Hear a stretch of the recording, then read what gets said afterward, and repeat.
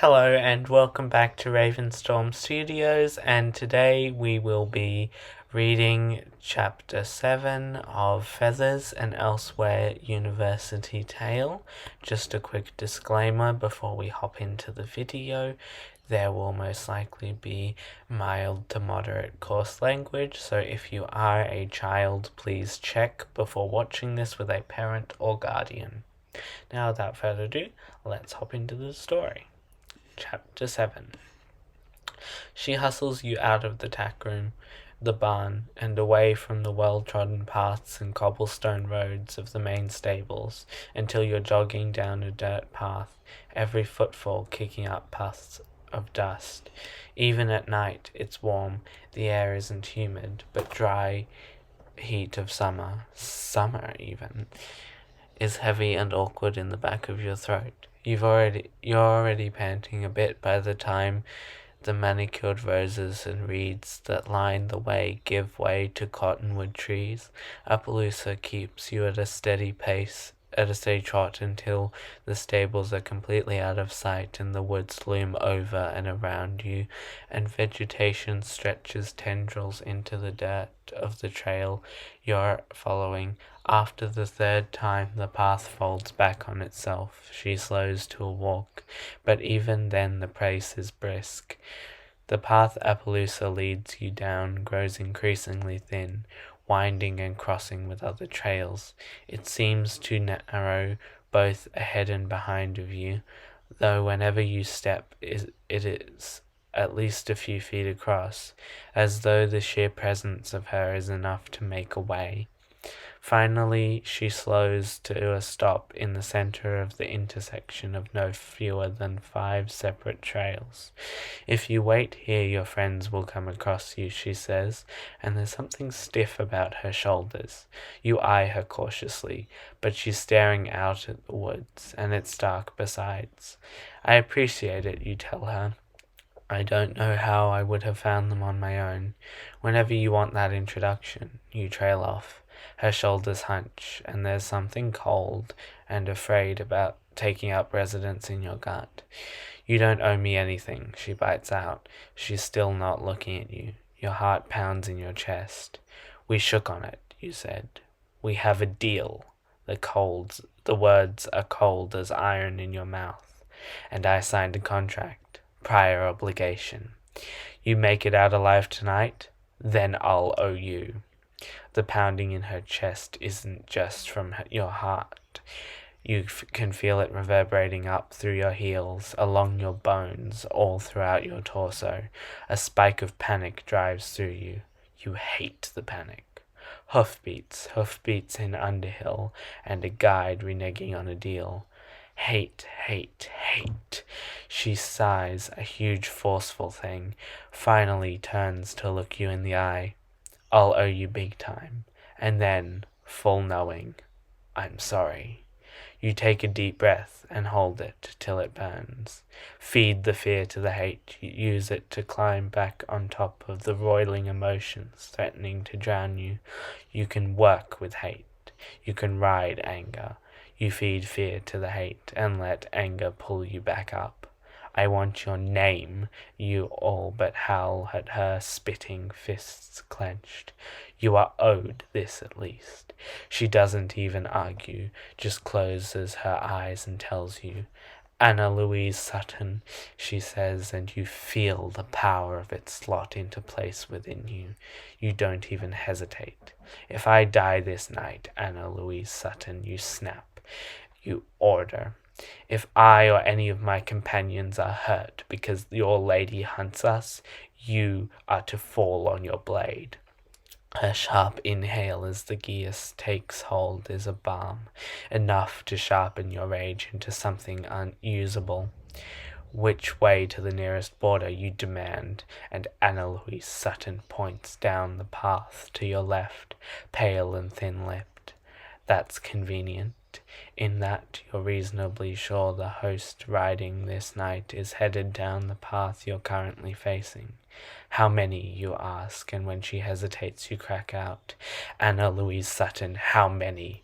12. She gusts the word out like it hurts her. Maybe it does. You're beyond caring. That's a lie. You're not beyond caring. Maybe it hurts her, and if it does, good. 11 hunters, and for the involvement of the autumn court, the lady herself rides as well. You nod to yourself, grim, and cast about for some way to get out of this. There has to be one. There has to be. The Crow Prince sent you here, shoved you off a precipice, all but told you to learn how to fly. The taste of summer on your tongue is dry, heavy heat, warm, comforting, solemn, redolent of easy afternoon spent lazing by the water, a blush of sunburn upon your skin, a salt-rimmed drink frosting your fingertips, the weighty scent of bamboo, of palm trees, of sage blush, lavender, eucalyptus, cottonwood trees, citronella, bonfire smoke, riverbed dust, and alfalfa hay. The tang of an ocean breeze travelled miles from the coast. The bouquet whispers, tangles up your thoughts, makes it hard to breathe. Your fingers tremble on the zipper of your bag.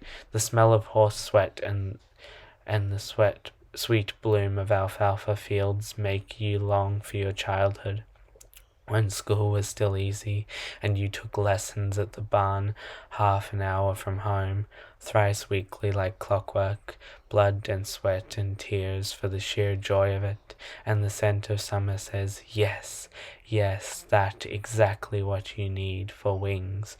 What need for wings when you can share a set of hooves?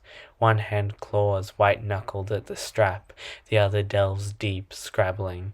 And yes, you remember how it felt when you and a horse somehow found the same wavelengths to exist on, how it was as if you were one mind, one body, how nothing ever felt as good as the bar of a good strong canter stride, the build towards a jump, the gather and play of muscles just before and then soaring over. And yes, what need for wings?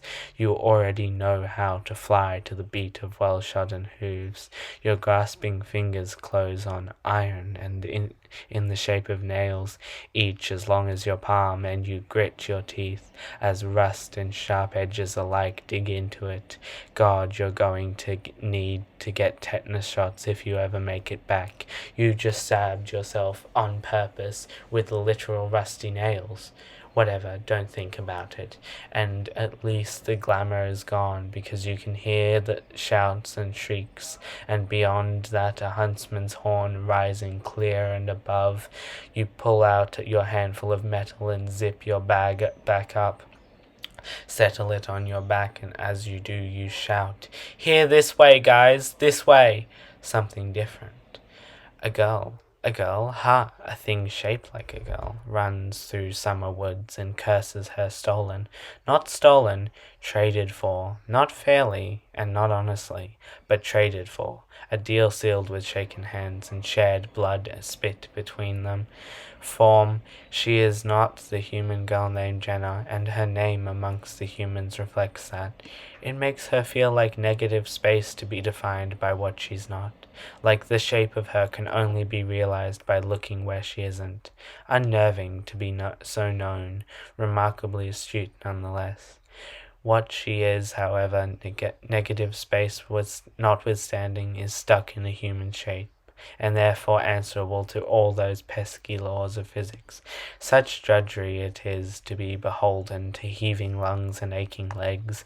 Beside her runs a human girl, a human boy, and on wings above them a prince's crow.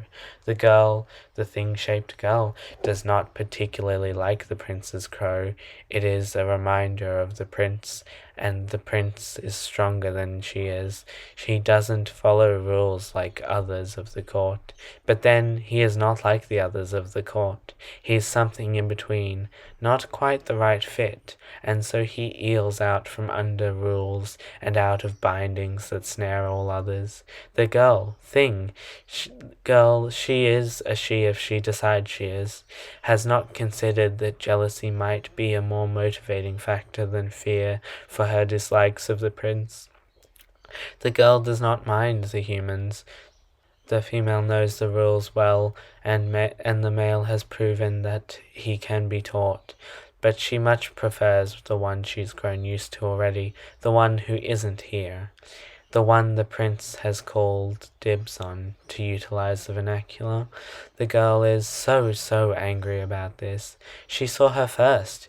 She was there first. The girl was supposed to be hers, but the prince is stronger, and so the girl bows her head. At least she is not made to go away, but she is running for her life from a lady of the summer court, so the rage gets pushed into her burning, aching human legs.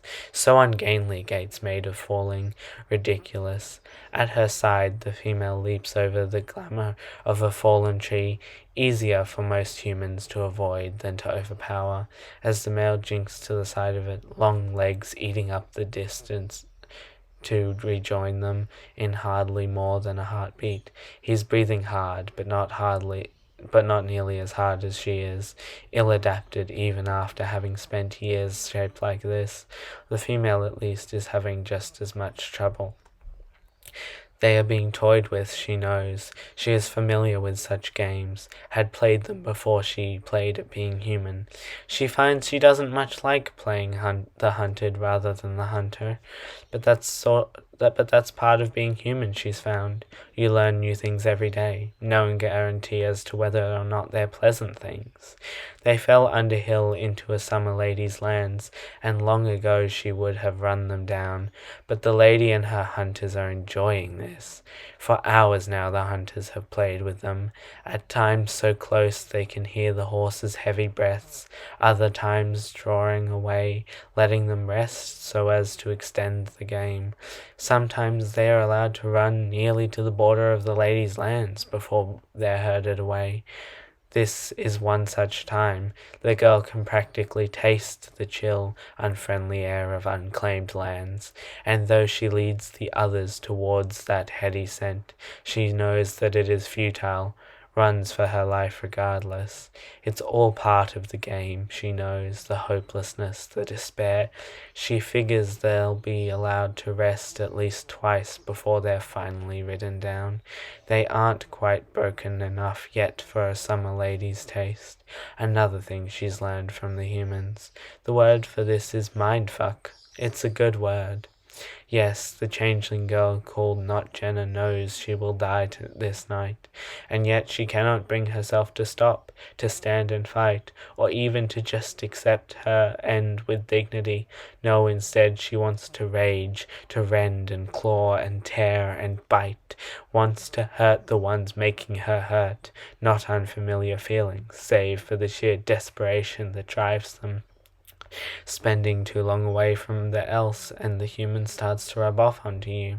And yes, she knew going into her deal, but she's only now seeing the bad of it. Before, it was a benefit, all the better to let her walk amongst them. She knows better now. Now, of course, is much too late to do her any good. Human saying, too little, too late. And another, tough fucking shit. She runs and runs and runs, and when the human girl stumbles, she finds herself slowing to grab an arm and jerk her upright. Has the favor returned by the boy when she pulls too hard and stumbles herself? They're running hard, sweating and panting, each exhalation a harsh exclamation, and they are so close to the border she can feel those unwelcoming winds of the unclaimed spaces, can very nearly taste that sweet water of relative safety. This is the closest they've gotten, and gods above and below she wants so hard she can almost convince herself she's strong enough to warp this portion of the else, but no, she's just running so hard she's gone lightheaded. Physicality is awful. and it takes the cat-eye girl, driving her claws, nails, humans have nails, she's pretty sure, into her arm before she can shake it off and drag a deeper breath into her stupid corporeal lungs. She loses it as soon as she's taken it, though, because as soon as she does, the boy jerks his head up, grabs hold of the cat-eye girl, who still has a hold of her arm, and zags to the left away from the border. Cat-Eye's yelps, stumbles, and again Not Jenna keeps her up, though she yelps just the same. "No," she gasps even as she's tugged along. "Yes," he hollers back. "Crow Girl, feathers! I can hear feathers!" And as his voice dies, she can indeed hear feathers, calling out, calling for them, and suddenly the burn in her legs, the stitch in her side, they don't quite burn so badly. They're still going to die, Not Jenna knows, but she finds she's not quite as bothered by it anymore. "Here!" Feathers shouts. "This way, guys, this way!" You shout again and again, bouncing on your heels, heart in your throat, Appaloosa grim-faced behind you, as the sounds of the hunt grow closer, ever closer. God, you can't help but think, let them make it. The iron in your hands clacks together as you shift your grip, counterpoint to the clinking of the chain links around your waist. The sound settles you, if only just a little. Nails and chain, not quite a sword and chainmail like out of the stories. And there are students, staff on campus who call themselves Knight, but it's never a calling you've ever felt drawn to. But for your purposes, they're close enough. You hope, God, you hope. Barnes appears out of the trees and bush first, the very tip of a wing brushing your shoulder as it passes you. Your heart is pounding fit to rattle the world, but you can't hear it over the woods are pounding with hoofbeats, deep and resonating and overwhelming. "Here!" you shout again, waving an arm over your head. You think you can see movement down the path Barnes came from. Then again, these lands are not friendly towards you, and it's dark besides. But no, you do see movement. Please be them, please. 13 crashes out of the darkness, wild-eyed, shirt once more torn. Should have called himself Kirk, you think, and dragging Cat-Eyes by the arm, who is in turn has hold of Not Jenna. They're drenched with sweat, burdened with scraps and scratches from running through the forest, and if you had better light to see them in, you imagine they would look as grey as they do exhausted. 13 shouts, "Crow Girl!" Not Jenna gasps, "Feathers!" and Cat-Eyes shrieks, "Run!" You firm your jaw and stance both, jerk your head at them to move past you. No, you aren't running. You aren't prey to be run down by at a hunter's leisure, like you told Not Jenna days ago, worlds away, and it isn't that still a terror to think on. You aren't safe. If they want you dead, want a trophy of you, they should have set a better trap, one you couldn't hear coming from literal miles away. They gave you time, just enough time to think, to plan, and now you are going to bite back. Thank you very much for listening, and I hope you enjoyed that. Stay tuned for part 8, coming very soon. Bye!